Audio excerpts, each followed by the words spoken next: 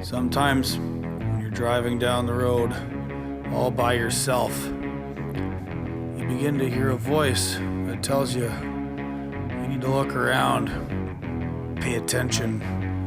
Maybe something isn't quite right. That voice is me. It's the voice of Gord.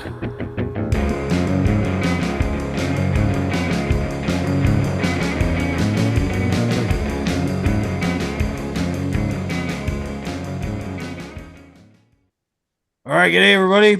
Welcome to another episode of Voice of Gord. I'm Gord. This is my voice. Tonight we're doing a pretty special recording as part of my National Truck Driver Appreciation Week series. And this episode is a series within a series because this is number 2 of a roundtable set of discussions I'm bringing you with some old friends of the show and real professionals in the realm of investigating what's going on with autonomous technology, autonomous vehicles, what it all means, all the details.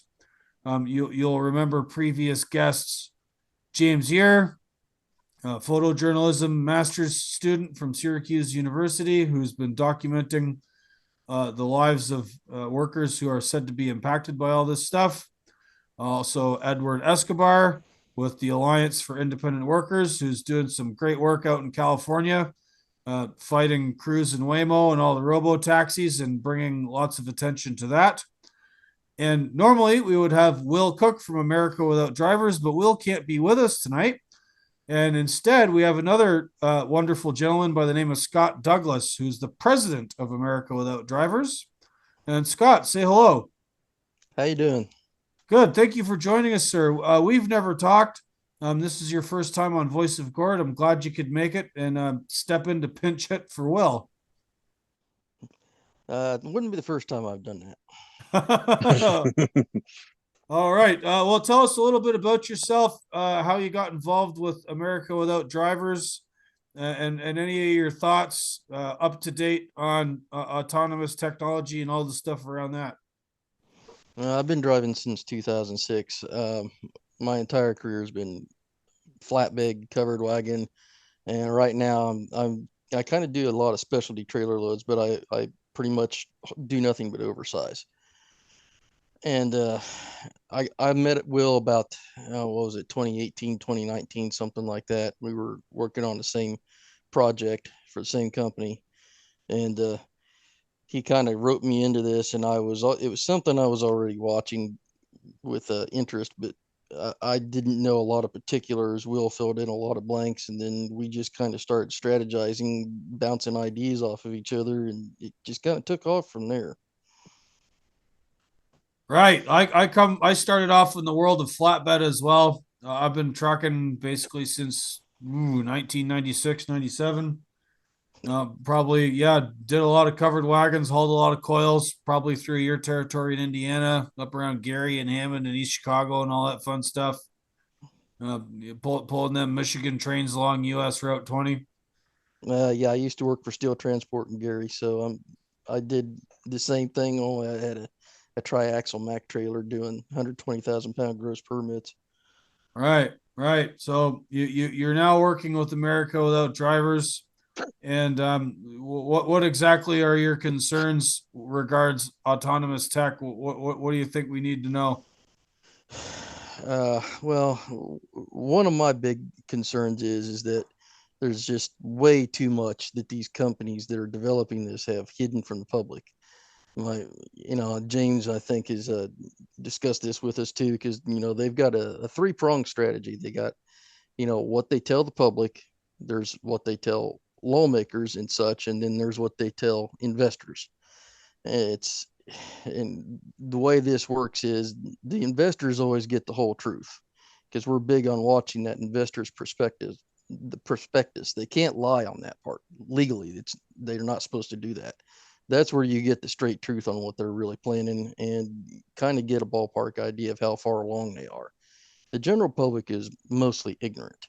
I said, I have terrible trouble even trying to convince other truck drivers that this is, literally right around the corner. So, the other big thing I have is I'm really concerned about the national security issue of it because I look at it like this, and Will and I have had this conversation a lot.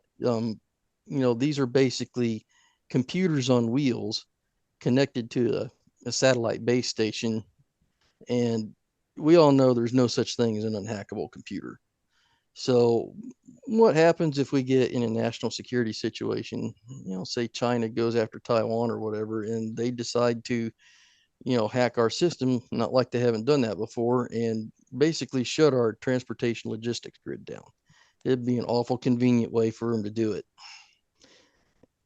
There's other concerns along those lines, but that's probably one of my biggest. There's layers of redundancy with a human in the cab. They can't hack our brains. So, Well, I mean, Elon Musk is trying. well, trying and accomplishing is two different things so far. Yeah, there's something to be said for I'm one of these guys that likes my technology a little more analog and a little older. Yeah. I don't think any foreign actor, be it the Chinese Communist Party or his or their little imp uh, douchebag uh, yes man up in Canada, Justin Trudeau, can hack into a 3406B mechanical cat and prevent it from doing what it needs to do. So yeah, I hear that, sir. Um, Yeah, there's just too many vulnerabilities with that. With all the hacking that goes on, whether it's the Russians or the Chinese or whoever the hell's doing it. It's just, why would we add another layer of vulnerability that we did not have before? that's a very good question, sir. Yeah, it's very interesting. Couple a few nights ago, I was out with my family on Labor Day. As a matter of fact, we went up to Long Point, up on the east side of Cayuga Lake, and as the sun had set and it was starting to get dark, we noticed these strange string of lights in the sky, and I was informed that this was a recent Starlink launch. So Elon Musk's internet satellites, and it must have been two or three dozen of these things all kind of going in a row. I'm assuming not long after they'd launched, because if they'd been up there longer, they might have dispersed and not all been in a line. But we're literally, the panopticons are all around us, and if Musk is doing it, sooner or later, other people are going to be doing it, and who's to say that your concerns are invalid given all of this technology flying all around the world? It's kind of a Wild West situation. And at least with autonomous, the other big complaint I have is they are not regulated like the rest of the trucking industry is. And they're lobbying state houses and the federal government awful hard to basically write their own rules. That doesn't sit well with me. It doesn't sit well with a lot of people. That's not how we do regulation on so many other industries. Why would we allow that here? Is Yeah, I and think there's some crossover with that with our other guest here with Edward, who's seeing much the same thing with the unleashing of robo taxis on urban streets, especially in his hometown of San Francisco, where there doesn't seem to be any regulations. No one's testing robo taxis in the same way that you or I would have to pass the test going to the DMV to get our license. Edward, do you mhm. want to jump in? Okay, yeah. No, it's atrocious, really, because none of these vehicles would be able to pass a simple drive test issued by the DMV. As I've stated in the past, a drunken student driver would do a much better job at passing a driver's test than these vehicles. They stop in the middle of the road, and I mean they drive just horrendous. They drive super slow, and they've made turns into. Yeah, there was a construction trailer pulling a one of those bobcat type deal, and it went right into the arm of it. But it's gone into a semi too, one of your folks' trucks as well. I mean, it's run over a dog. It's been responsible for obstructing emergency vehicle transport of a pedestrian who had been injured badly, and which that delay, they claimed, that led to a lack of treatment being able to be provided in a timely manner, and the poor pedestrian passed away. So that's a tragedy. So that then ushers in the real life scenario opportunity about who's responsible and what are the penalties. If you or I had a vehicle and we just shut it down in the street, it would be impounded. And, we can face criminal prosecution for blocking, obstructing emergency vehicle passage on the streets. No questions about it. It would just happen, and we'd be subjected to having to face whatever penalty, and criminal penalty as well, as far as civil. So yeah, they're above the law, basically, in their opinion, and they have a commissioner on the California Public Utilities Commission who was former managing legal counsel for Cruz up until 2019.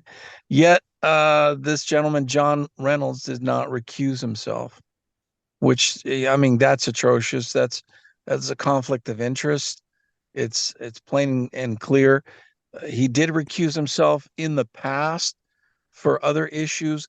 This one here on August 10th, the vote to expand the rollout with more vehicle numbers on the streets, plus making it for profit, which made it in competition directly with taxi, with Uber, Lyft.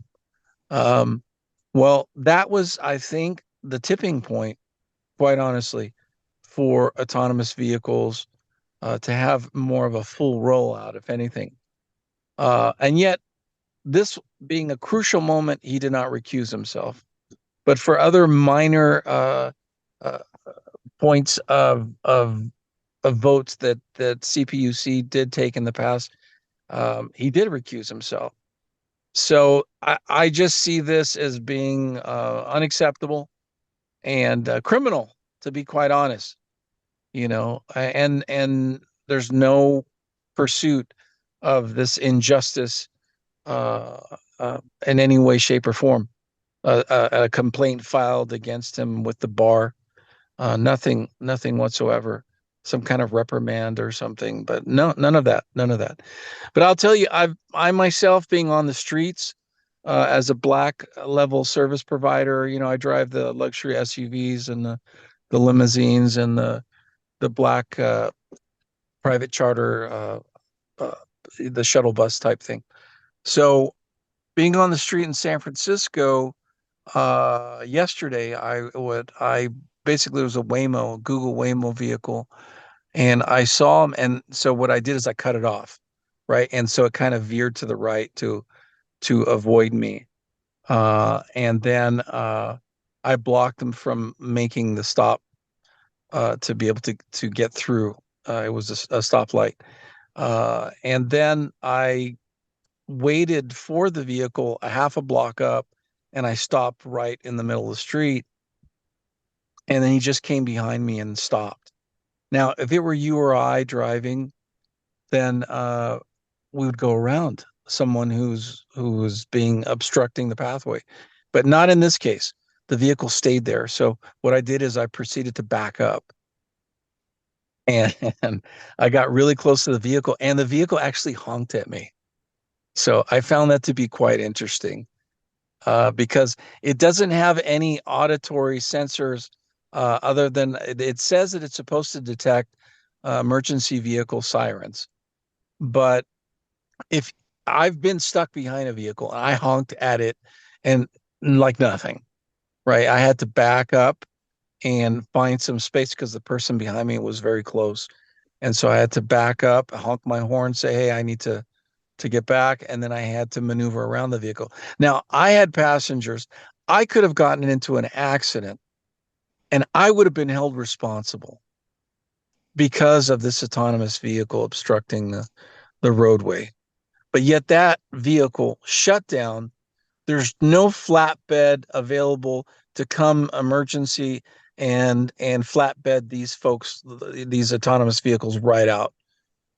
And they just don't. They get a free pass. This It's begs the question, the Edward, entirely unacceptable. on the robo taxis stalling out in front of emergency vehicles or anybody else, or just kind of, sat blocking access to whatever driveway lane. Um, Something I was talking to somebody about here was like, is there like a magic code or a key fob they're going to give the fire department to the ambulances? It's like, hey, we need you to get out of the way because there's nobody in it, and we need this car to move. And as you said, they say it responds to sirens, but it doesn't.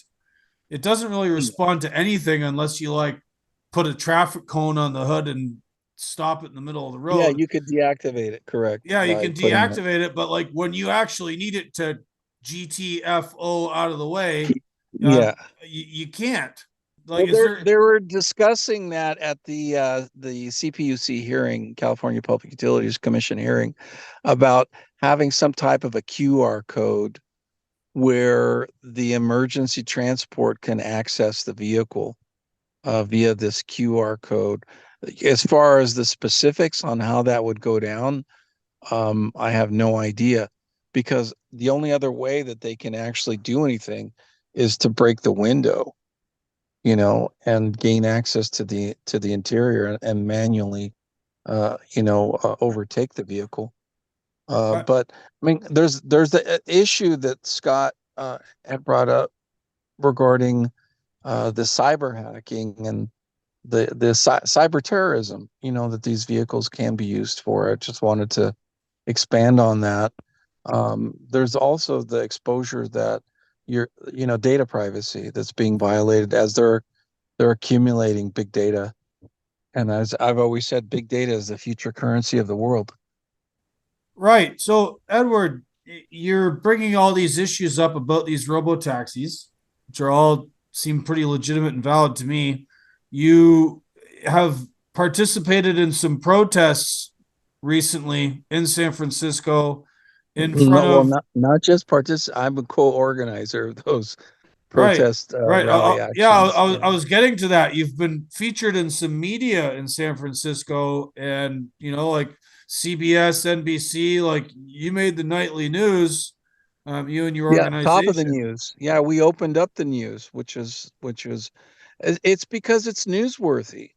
This is it's futuristic, but it's San Francisco. They're supposed to be the Hollywood of tech. It's cutting edge. Um, there's a lot of elements in it that make for a good news story. Because there's kind of like the violence aspect. There's someone's death. There's attributed to this.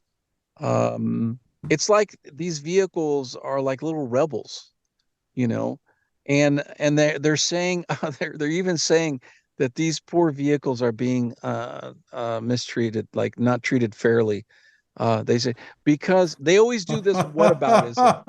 Oh no, yeah, they're going to be put in therapy. They're going to be put in therapy for sure. Yeah. No, they're not.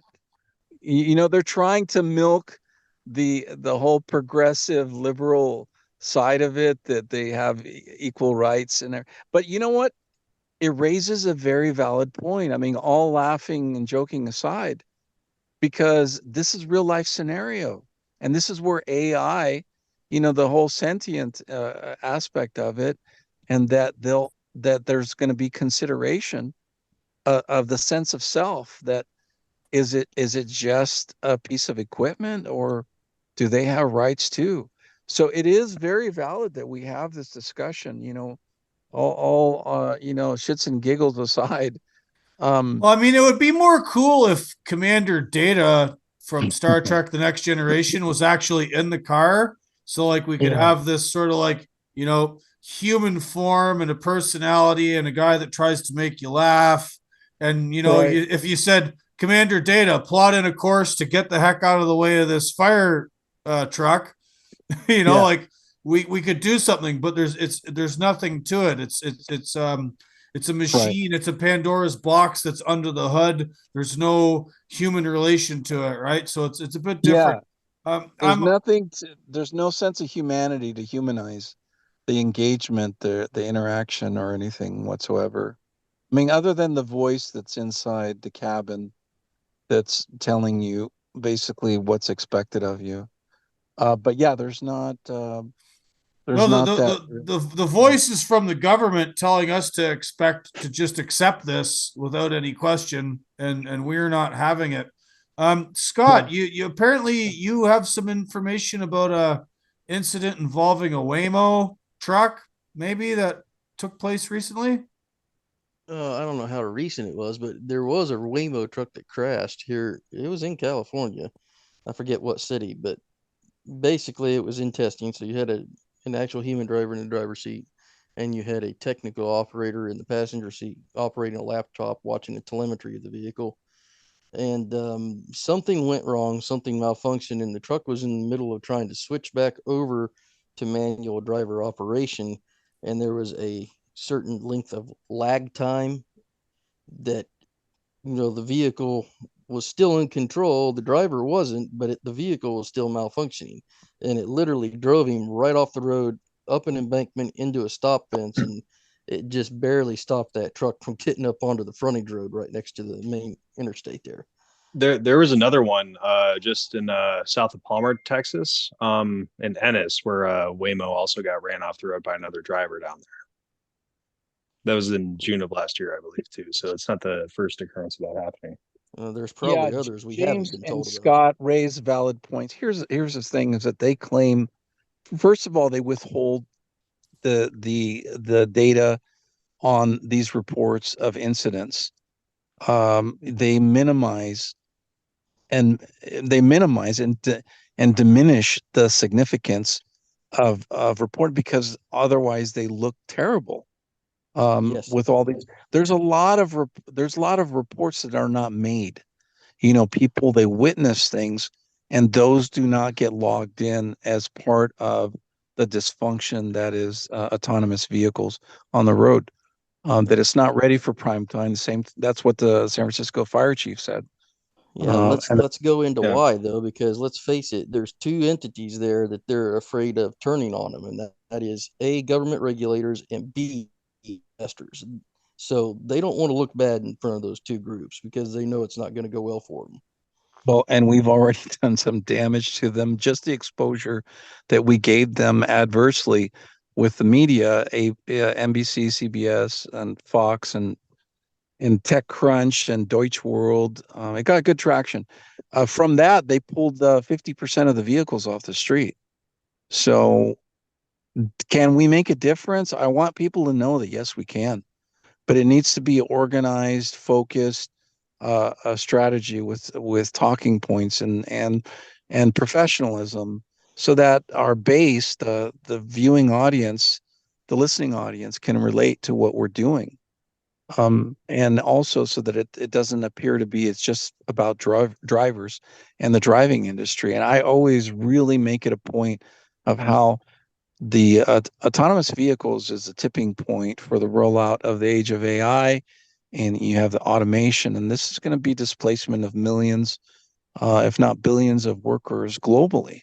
And Goldman Sachs released a report that they're projecting approximately 300 and I believe it was 350 or 360 million workers globally, that were their jobs were going to be at risk in a very short term. I mean, a Yeah. short time. Yeah. Yeah. Kai-Fu Lee put that number at 40% of all jobs could be gone in America by 2035. So in about Yeah. 12 years from now. So yeah, there are quite a few other people saying some similarly alarming things. Yeah. A lot of tech futurists, in these think tanks, they've been talking about this for some time. I mean, look at the Terminator. I was just watching it the other night. The Terminator Genesis, they came out in 2016 or something like that, and they were talking about Skynet and Genesis the coming online, and how the destruction of the world and so on and so forth. And people need to realize that you can't look at it as just being something that you've heard about in Hollywood. A lot of these writers get their ideas, George Orwell about the future, 1984, Big Brother and everything. They look at what's going on and they think a few clicks down the road and talk to people that are in key positions that know about these things and how things are structured and the progressive element of how society develops.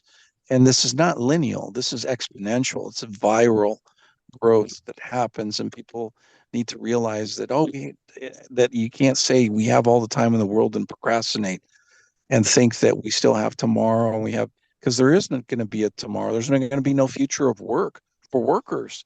If we don't address this from the trenches, we need to drive the narrative, especially as drivers.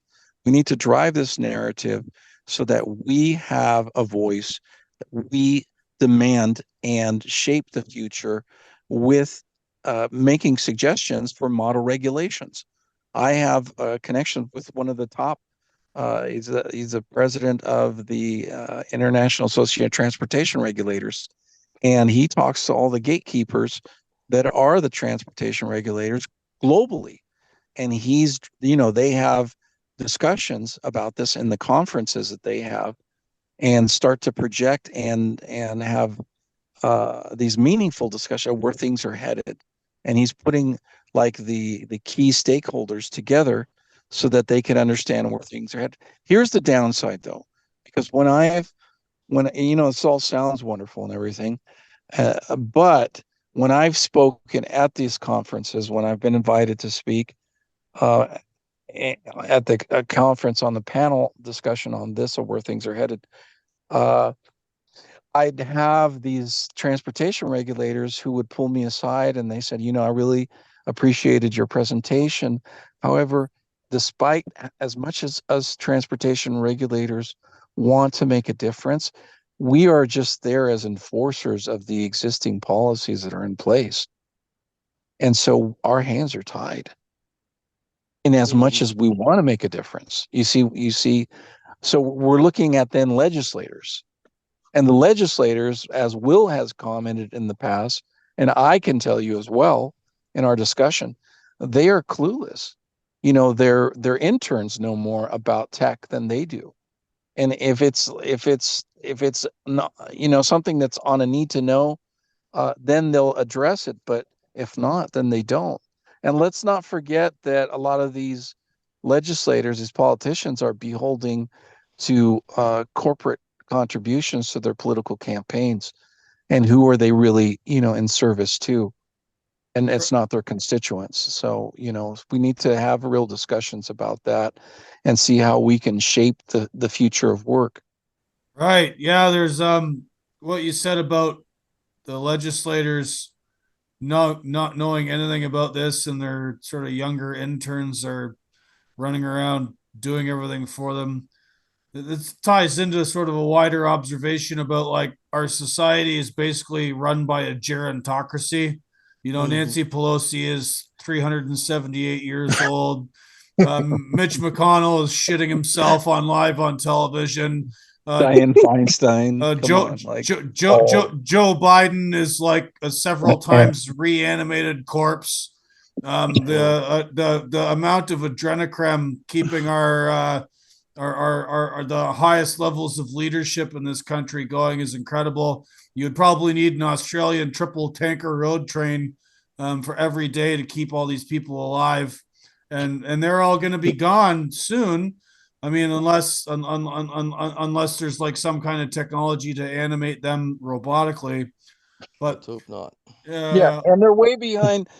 There was an article about this where they discussed how these legislators are way, way behind the curve when it comes to addressing this. So the the lag time in actually implementing or introducing and then implementing regulations, it's atrocious.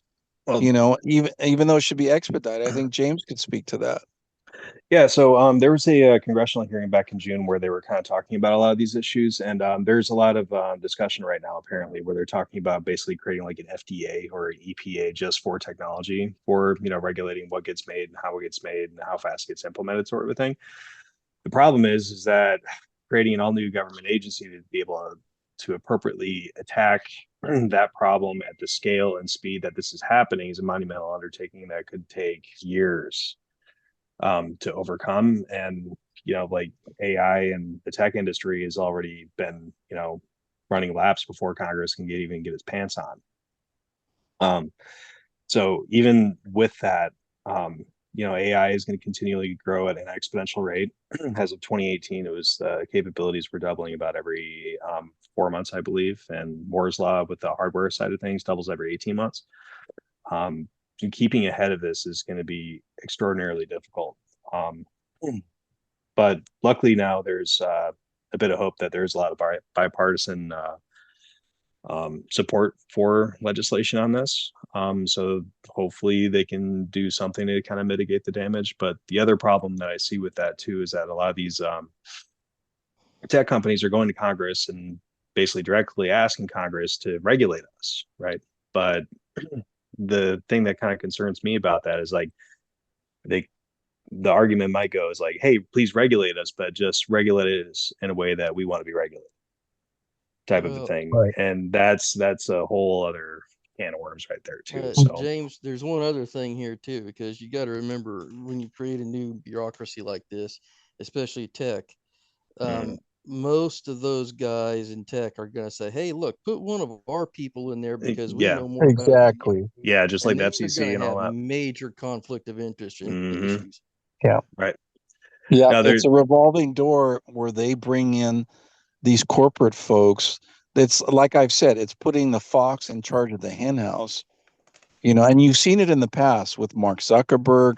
Even when there was a banking crisis, they brought in Jamie Dimon, who heads Chase, and then they ask him, what should we do? It's like, come on, are you serious? Yeah, they're just You're going to lead it where they want it to go. exactly. It's all a show, to be quite honest. And it's like, yeah, to legislate, just like James said, to legislate, but they want legislation that they're introducing that is convenient and beneficial to them.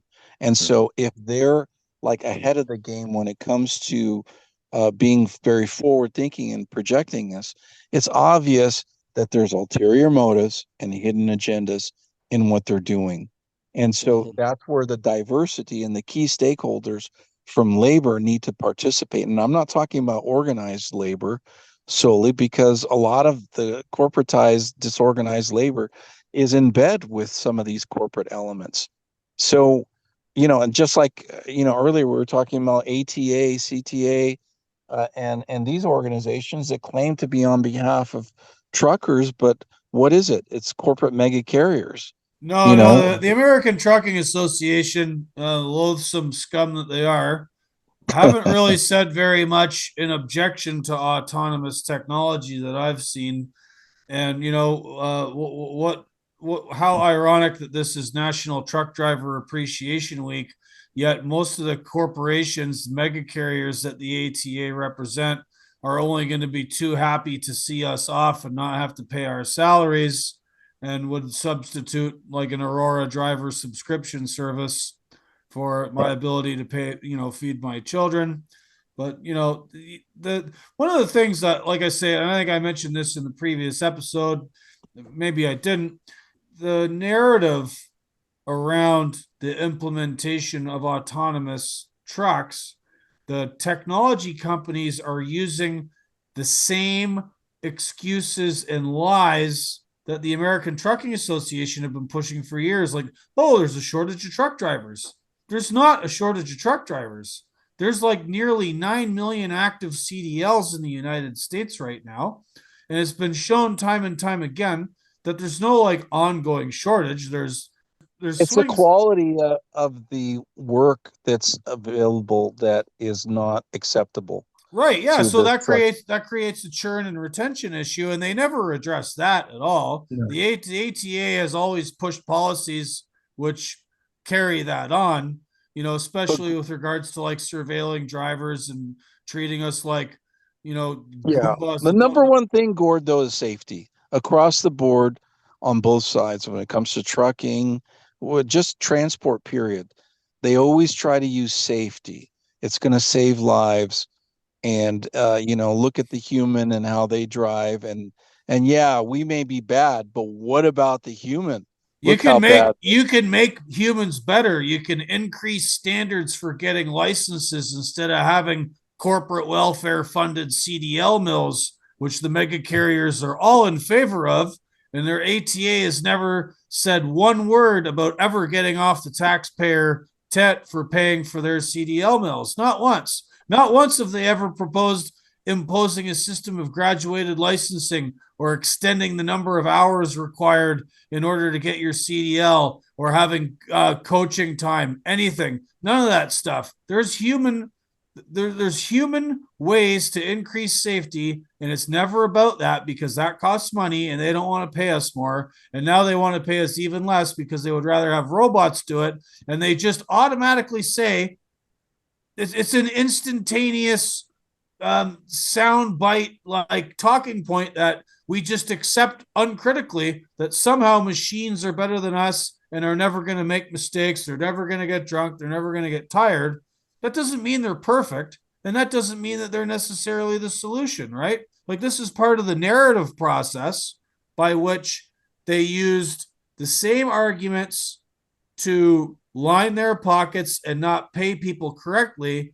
They are now going to use those arguments to get rid of us entirely. Like I'm just trying to draw a line here between the two things, right? Well, And they use a psychological technique known as repetition. They repeat the same talking points, messaging over and over and over very effectively. They use the corporate owned mainstream media and they push it out. And then you have the peons that they hear that and they actually believe it. They don't put their thinking caps on and think as individuals and do a simple Google search for Christ's sakes. I mean, come on. The you use your phone. It's not a dumb phone. It's called a smartphone for a reason. So ask the question and you'll find a lot of answers that's there. It's right there beneath the surface, but it's right there. The answers are there. Gord, there's one more angle when it comes to the ATA. You got to remember, most of the companies in the ATA are publicly traded, so they're investor driven. And look at how BlackRock, State Street, and Vanguard run things. I mean, they're basically all profits, no matter what. That's the only goal. It's the same thing that got the railroad in trouble with PSR. The only thing they care about is profits. People do not matter. Yeah, Right. that's And that's that's always that's a, that's a been. good point. That's a good point. That ties in with like the financialization of our economy, right? Like so many Privatization. well, privatization, private equity. Yeah. There's all this money circulating around from investment funds. A lot of trucking companies now are owned by income funds. They're not owned by truckers or anybody that knows Yeah, anything about logistics. They're owned by financial vehicles. You yeah, hedge know, funds and such. yeah, and those Mhm. companies are also investing in all of this autonomous tech, right? So I would imagine if you went and scratched, but who are the investors? Where's the money coming behind, say Aurora or Wabi or any of these other companies, and then look at the rest of their portfolios. I bet you they're on both sides of it. They're investing in the autonomous trucks while Of course. also owning trucking companies at the same time. Right. They've got them coming and going. That's just how it is. And with that So ESG crap, it's even worse. Yeah, I'd love to know how ESG ties into autonomous vehicles because the whole point of ESG is what? Environment, sustainability, governance, or It was it's probably more governance than anything else. I mean, they can try and say it's the environment side, but no, that just doesn't make sense. It's about governance and controlling things and controlling people and controlling the market. 100%, the bro. environment stuff is just meant as a deflection, distraction to throw you off. I mean, it Yeah. really is not their concern. It's like what Scott said in the beginning. It's about profits over people 24/7. And that's what it's always been about that. It's just that their means have gotten much dirtier and more desperate to roll this out basically before regulators have a chance to have regulations on the books to stop them. And that's why they're pushing it out, blowing out the infrastructure for the autonomous already in Seattle, Phoenix, the North Carolinas, Austin, Texas Texas. is the other big, yeah. Yeah, and it's throughout the major Chicago, New York. Those are other areas that are next. But Miami. it's primarily the Sun Belt states where it's going to really kick off. Mm-hmm.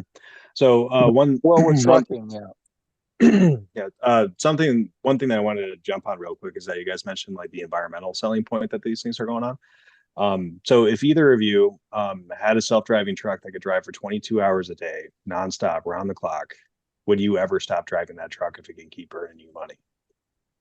Of course not. Right. So like you have a self-driving truck and it's going to be running all the time, flooding the market with cheap freight. In that situation there, like we could be talking conceivably about the total volume of miles increasing and more fossil fuels being burned as a result of that. Right.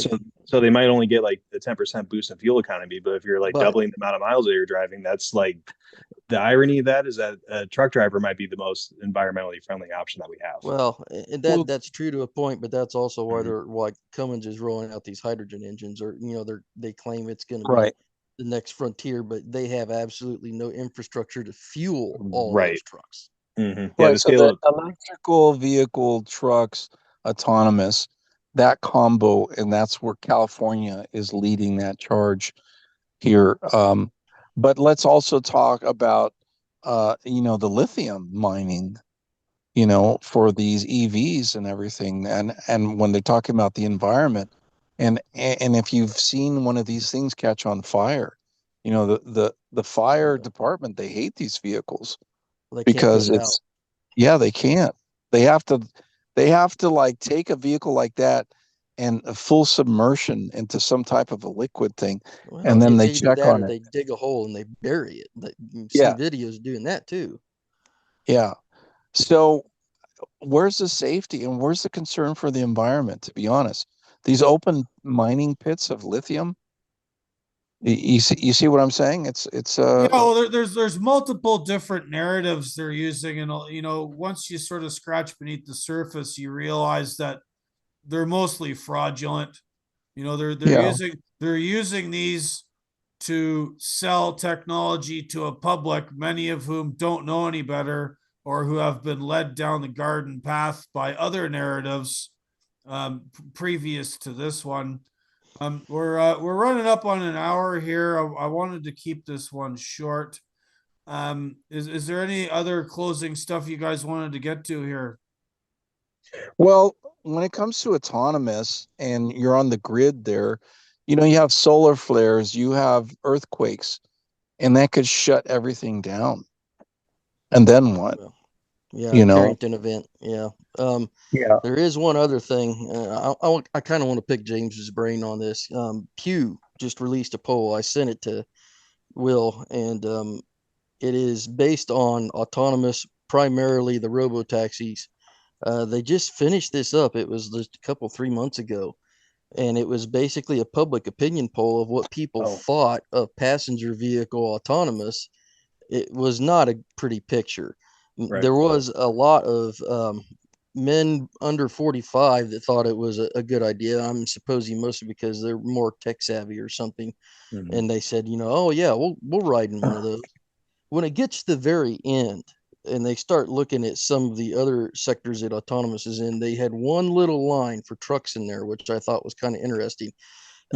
People were asked what they thought of autonomous commercial vehicles being on the road. It was almost 60% opposed. Mm-hmm. So public isn't necessarily all behind this. And I think what happened to you out in California, Edward, is, emblematic of that. It's starting to turn against them. It's slow, but public opinion is not good on this. Well, the most vocal folks here are these techies that are basically the early adopters of technology are the younger folks. And so, and they've bought into this program like hook, line, and sinker. So you're not going to get anything adverse, even despite, the whole cognitive dissonance, and you have valid arguments, talking points. They still negate all of that, and they say, you know what, I'd rather take the hit, because I believe in a better future. And my response is, but a better future for who? Because personally, I'm not against technology, but I am against technology that benefits the few at the expense of the many. That is not acceptable, and it's very un-American. Yeah, it becomes a tyranny of the minority.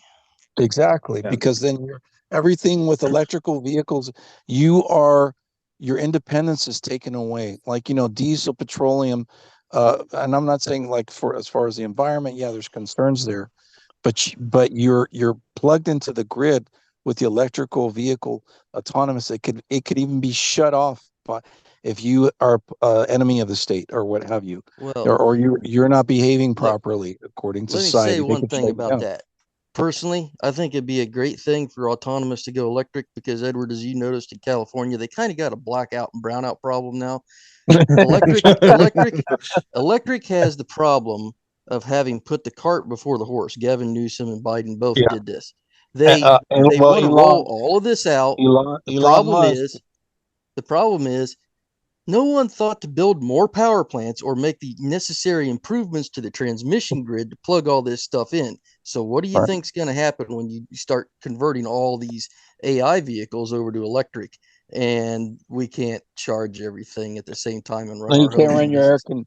you can't run your air conditioning. Right. Hey guys, Yeah. I would advise. So on this subject, and for anyone listening out here, Scott, if you would like to go back through some previous episodes of this show, a few weeks ago, I had a gentleman on Voice of Gord, this podcast, named Emmett Penny. He's like an analyst and a sort of, he pays quite close attention to what's going on with the electrical grid. He's writing a history. He's writing a book on the history of the electrical grid, basically from the New Deal to now. And he's very well aware of the issues with the electrical grid, transformers, material availability, and yeah, you guys have to go listen to that. Emmett Penny with Nuclear Barbarians. The guys who want to electrify trucks, good luck. The electrical grid's not there. The generating capacity's not there. Even to put electric cars in all these neighborhoods would require replacing every single electrical transformer in the country in every neighborhood in the country, and they don't have the transformers.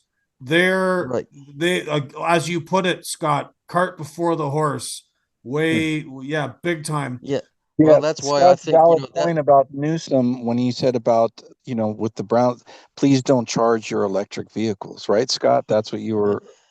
Well, yeah, during peak hours, that's Yeah, primarily where he fit. yeah. Yeah. So the other thing is, like I said, if all of these autonomous vehicles switch over to electric, they're just going to crash things faster. It might actually, put a gigantic exclamation point on all of this. But, they're still going to try and say it's not their fault. But Right. Another. So just before we wind it down, just another little bright spot for those of us who would like to see the implementation of this technology slow rolled a little bit so that we can take our time and make sure it's safe and we can have wider considerations about what's going to happen to society and whatnot. I had an interview with a gentleman that I haven't released yet. He's an insurance guy. He's an insurance underwriter and claims adjuster. He's been in the truck insurance business for over 30 years, a real pro. And at the end of that interview, my last question to him was, what are the insurance implications for autonomous trucks? And he mentioned to me that the same ambulance chasing law firms that are making life difficult for truckers today, driven by humans, whatever trucking company you want, big, small, medium, don't matter. The ambulance chasers come for all. He said to me that the insurance the insurance companies are not quite sure what they're going to do with the autonomous trucks yet, and they're also very concerned about what happens when the first autonomous truck gets into a major collision and the ambulance chasers get a hold of it, because the ambulance chasers understand full well the legal complexities of who is liable for when one of these things crash. And the ambulance chasers are coming for Aurora and their investors and Elon Musk and Tesla semis, because the ambulance chasers are looking at all of these companies who are very well funded and have billions of dollars going, can't wait to sue you guys. Right, but that just ends up becoming a thing where they go to arbitration, and then they do a deal where they have a gag order on the individual. They sign a non-disclosure and they give them a good settlement, and then it doesn't set any precedents to really prevent it from happening time and time again. And that's what Uber's done. That's a page from their playbook, and that's how they've been. I wonder if that's just a problem Mhm. with the legal system, though, and maybe that necessitates some changes that are sort of beyond the scope of our discussion here. Well, it is, but it's by design, because in that way they keep the money rolling, and the business side of it. You see what I'm saying? It kind of leaves a little opening for exploitation for this litigious practice where Yeah, lawyers keep working and making money. that also So might really increase their calls, the autonomous developers anyway, up for yeah, the but look federal at government to look at Chat, regulate them. but ChatGPT is replacing a lot of lawyers too, and being able to draw up contracts. The only thing that's left is you need a litigating robot for you, you know. Oh, So there's kind of an interesting thing that Amazon's been doing with their service partner network. Have you guys followed that at all? What's that? So in like what way? the DSPs are basically like their last mile delivery Mm. franchises. So like they basically set up or they have smaller for all the big Right. box trucks that go around for the last mile delivery. All the drivers that you see there are independent contractors, and they're being, if I remember correctly, are being run by these DSPs. And the DSPs are basically a franchise that isn't officially Amazon. They're an independently Oh yeah. contracted company, sort of a thing. So if anything happens with any one of those drivers and they run over the mayor's dog, or God forbid, run into a school bus or something, Amazon just cancels the contract, and they're not officially Amazon, even though they have the brands on them. So one thing that I might expect to see going forward, at least especially with Amazon, is using that same model where they have like third party companies running autonomous trucks and basically being the scapegoat for any sort of litigation or liability Yeah, for removes them from accidents. indemnity. Yeah, exactly. So like I think with that type of model, that if I was Amazon, I would absolutely do that. And Amazon, let's talk about Amazon, because they're, as far as trucking, they've got the money. You've got Mhm. Jeff Bezos. No, we lost him. Lost you, Edward. You're muted.